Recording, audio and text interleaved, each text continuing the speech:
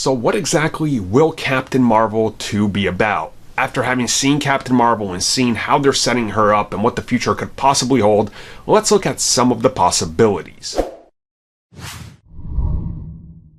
Now, obviously, Marvel Studios' own Kevin Feige, the man in charge of everything, said that the Marvel universe going forward isn't necessarily going to be chronological, and they were going to start experimenting a lot with that.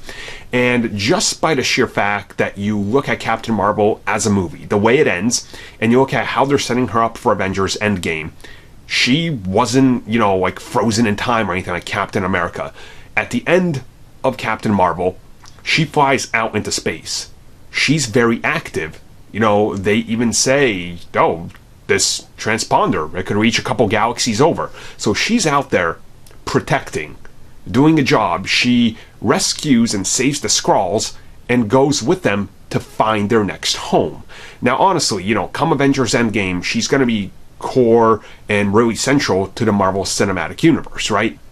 But looking at the future, they have from 1995, where Captain Marvel ends, all the way up until Avengers Endgame, where they could literally make another sequel that of course takes place during other events during the MCU, just in the far reaches of space, and tell a completely different story that could not interfere with anything.